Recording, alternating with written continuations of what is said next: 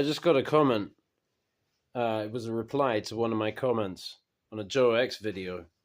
And the comment was from Horace the Wizard Vinderman. Shout out to Horace.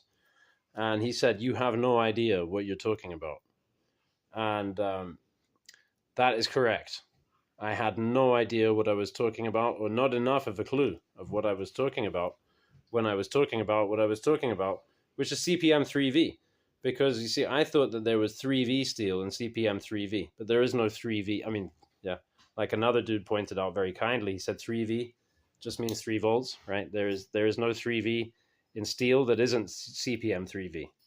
So I thought there was a conventional and a powdered variant, but there is no conventional and powdered. There's only the powdered. So doi, right? And I'm also having another conversation with a guy, I think his name's Wolf K, an erudite, because I left a cocky comment on a Cliff Stamp video, and Cliff Stamp is no longer available to respond to comments on his videos. So this guy stepped in, and he knows his stuff, right? And that's the kind of person I'm looking for. Right? I like to put myself out there and be wrong, in preference to thinking that I know everything and then not learning anything and just being defensive, right? So I'll go out and be stupid, and then people will correct me. Now I know, right? There is no 3V, there's only CPM 3V. And other things besides. And besides which, there is stuff that I'm confident that I know about and that the massive Philistines don't know about, like what is stropping, yeah, or what is a Warncliffe. Yeah? I'm keen on that stuff as well. So I represent myself to a degree, but yeah, I'm an idiot. Okay, fine. But recently, within the past couple of weeks, something popped into my head, a memory, right? Of in my youth, less than 10 years old, I reckon. There was the word was going around. I'm sure of it. It wasn't just like my mother told me about it, I think, but I think it was on TV, maybe it was in the papers, some magazines or whatever. But people were saying that if you put your blade into a pyramid, that would sharpen it. Okay. Now, obviously, it's very difficult for anyone to believe that there is going to be an abrading effect on a blade as a result of being placed into a pyramid. Also they didn't have to be like a stone pyramid of Giza. I mean, a small pyramid made of cardboard on your mantelpiece. You put your razor blade in there, and it will be sharper than if you didn't. That's the allegation. I'm not saying it's true. I'm just remembering what I heard as a child. And only recently, like I say, within the last couple of weeks, I thought about it, and I'm like, well, I haven't heard about that in decades. Has this just been completely debunked? Or possibly did people forget about it, right? And so, right, I'm not suggesting that there is actually going to be a sharpening effect. But could there be like a stropping effect, let's say? Because this kind of a conversation I got into with a guy who's really into sharpening knows a lot more than me, for sure, right? But where I first got interested in sharpening was in ye old internet of maybe 20 years ago, when I was getting into straight razors, and I was looking for resources and information online about how to sharpen a straight razor, right? And there it was explained to me. So I didn't come up with this myself, right? It was explained to me by the old masters, so to speak, that stropping does not involve abrasion.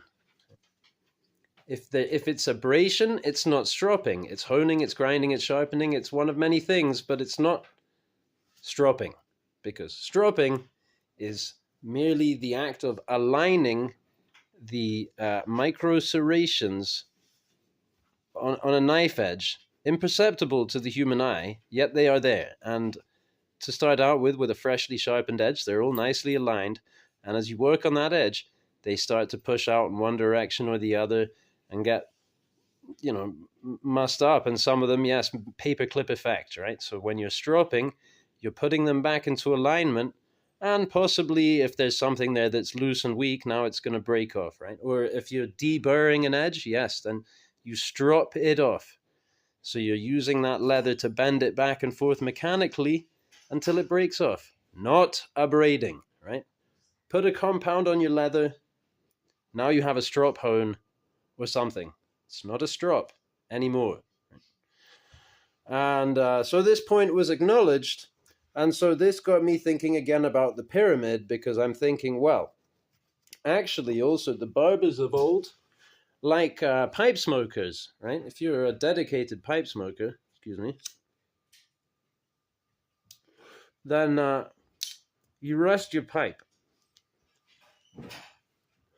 Because smoking in a pipe stresses the pipe, you know, it fills it with heat and humidity and all this stuff. And so then you let it rest. So either you smoke it once a day, or you smoke it for a day and then you smoke another one the next day. So similarly with razors, you know, you could buy a set of straight razors for the week. Why is that? They're all identical in instances, so that you allow the razor to rest.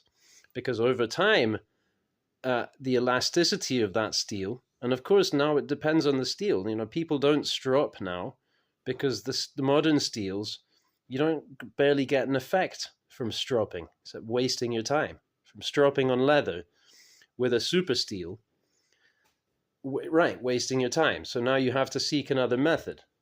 And so people put an abrasive compound on a strop. This is a hack. Yeah, I do it too.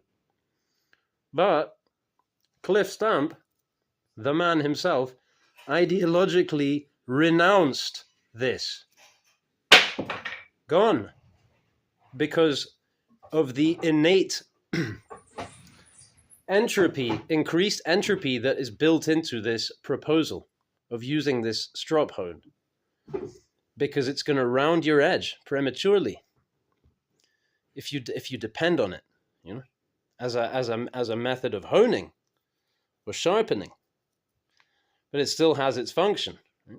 And yeah, if you use it correctly and carefully and what have you, and I'm not going to dispute everyone has their way, and I'm not claiming, I believe I can get things pretty sharp, but you know, whatever. I'm not a grandmaster, okay? But I have this notion about the pyramid, and so to the point, right? If you use a razor blade and then you just leave it on the mantelpiece, it's relaxing now.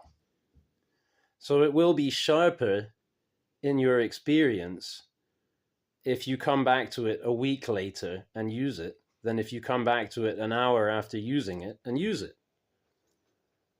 Because the edge will naturally align itself. This is again, I haven't tested it. I don't have the microscopes. I don't have the, but this is my understanding, and it does to some degree stand to reason, you know, because if you stress the metal slightly, it has its elasticity and it will have a tendency to return to that point.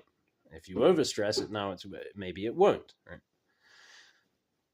So could the pyramid, this is my question, could putting your blade in a pyramid help it to relax? Anyone who's listening, thank you for listening, and let me know your thoughts if you have any. And I'm thinking about maybe doing some experiments, you know, build myself a little pyramid and get some razor blades and stuff. But, you know, I got a lot of projects. Yeah. Thanks for listening, and now I'm going to do some book reading.